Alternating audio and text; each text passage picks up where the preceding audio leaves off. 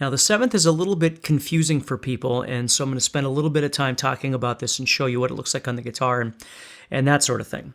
So if I was going to be on the chord, we're going to go back to the key of C because the key of C has no sharps and no flats, okay? So in the key of C, the chord C is C, E, and G, the root, the third, the fifth.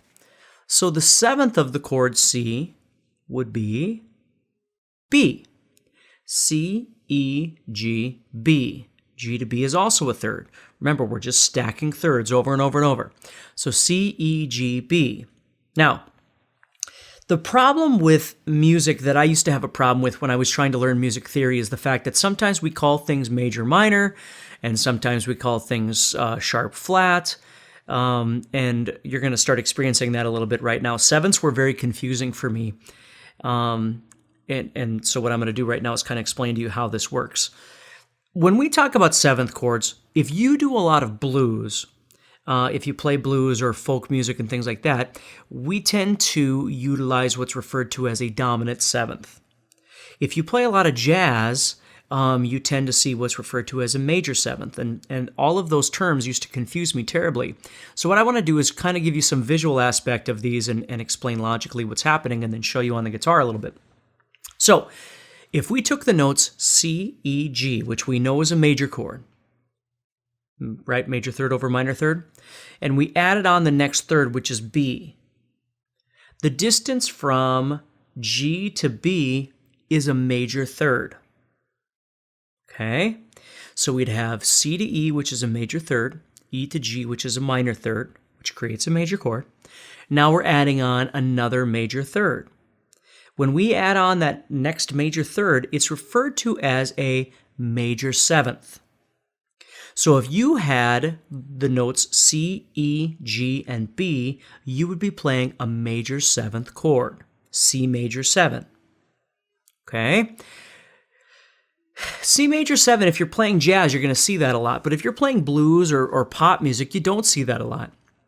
You see what we call C7 or D7 or A7 or G7. Those are referred to as 7th chords, of course, but the technical term is what we refer to as dominant 7th. Now, that can get really confusing, so what I want to do is just explain to you a little bit about how I used to visualize this.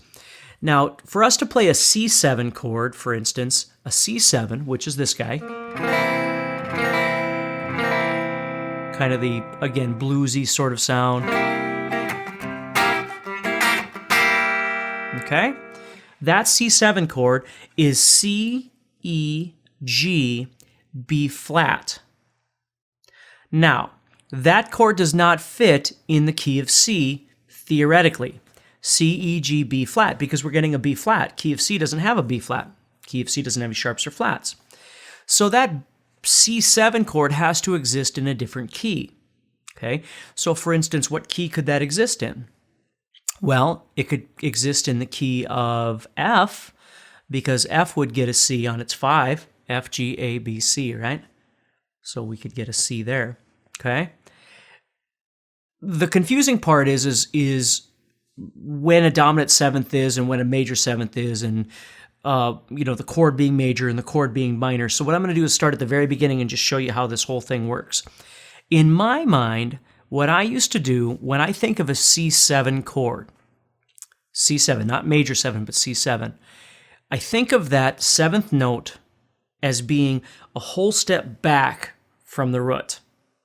Okay? Instead of going my root, 3rd, 5th, 7th to figure out the 7th, in terms of like the major 3rd and minor 3rd, all I used to do in college is I would think about it. If I wanted a dominant 7th chord, that 7th would be a whole step back from the root. So for instance, in a C7 chord, you get C, E, G, but the 7th is B flat. Well, B flat is a whole step back from C.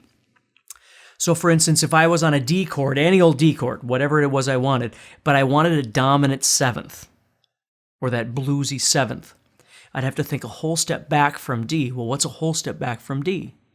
C. So I take my D major chord, which is D, F sharp, and A, and I use C.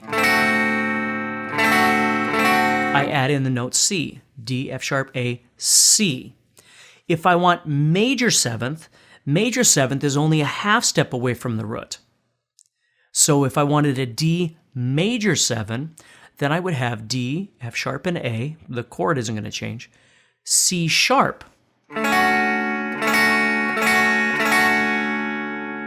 Okay.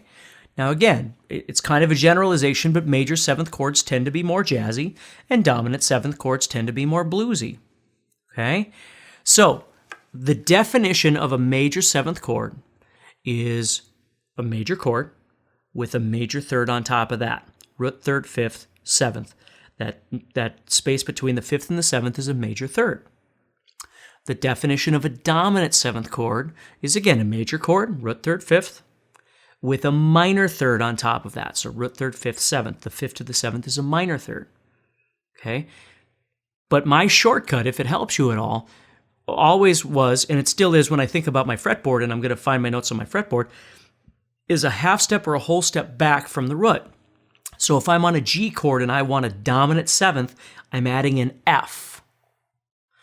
If I'm on a G chord and I want a major 7th, then I add in F sharp. So let me show you as a bar chord. Okay, so right here I've got a G major bar chord. The notes I'm playing are G, D, G, B, D, and then G again. So, the way we usually make a 7th chord is we take off the pinky. That creates a 7th chord. Okay, if you've done your 6-string bar chords, you know that. If you haven't, I would strongly suggest you start learning your bar chords, obviously. So with this dominant 7th chord here, what I did was I have 3 Gs in this chord right now. I do not need 3 Gs. Okay, so what I do is take this G off the guitar. Well, if I take my pinky off the guitar, okay, I'm taking that G and I'm making it an F. G is coming off, which means that now the bar right here, I went from G to F. So that's a 7th chord. So G7. Dominant 7th is an F. It's a whole step back. Major 7, G major 7, is adding an F sharp instead of an F. So instead of doing this, we do, there's a couple ways you can do this. I'll kind of show you the way relative to the bar that I'm making right now. So this is a G major chord.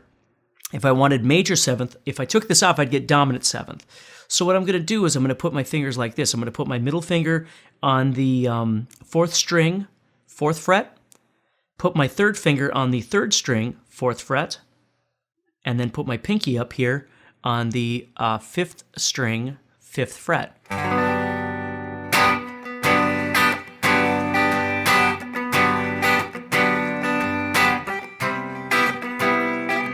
So you can kind of hear the little jazzy element of that major 7th.